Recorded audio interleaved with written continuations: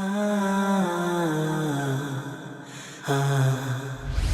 love you, Allah.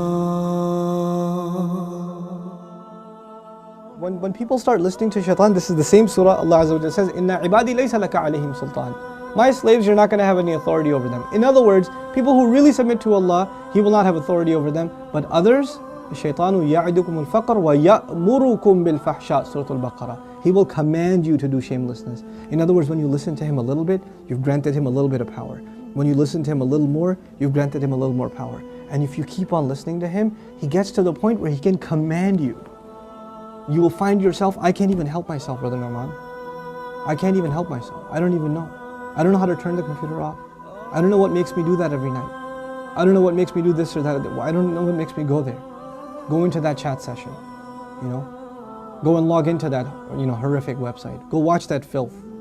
Why do I end up doing that? Why can't I lower my eyes when I'm in an elevator? When I'm walking down the street? I can't even help myself. I don't know what to do. That's when you know Shaitan's got a pretty good hold on you. He's got a pretty solid hold on you. And you've been sucked into a really, a vicious cycle.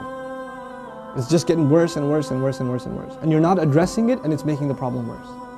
And it's destroying your spirituality altogether. Your relationship with Allah depends on a heart being clean. Every time you're exposed to filth, more dirt, more blackness, more covers are poured on top of your heart. And it keeps on pouring, and it keeps on pouring, and it keeps on pouring, to the point where you're listening to the word of Allah and you can't get yourself to even shed a single tear. It won't come, because your heart has been made so hard because of all the exposure to filth, all the sin that your eyes are taking in all the time. And you don't even care anymore. You know, a good heart, when it sees something inappropriate that doesn't coincide with the commandments of Allah, it is disturbed. It's not attracted, it's disturbed. It says, no, that's wrong. Immediately the conscience kicks in, the alarm goes off.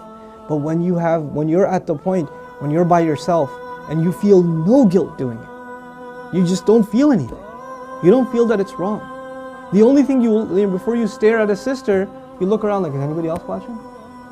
And then you take a good look. That means the fear of Allah is completely gone. The only fear you have is that of the seen. There is no more fear of the unseen. What a horrible spiritual state to be in.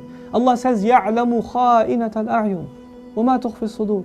He knows the stealing of the eyes, that little glance you caught. He knows that one, that little glance you took. What to speak of the stare. And He knows what the chests are hiding.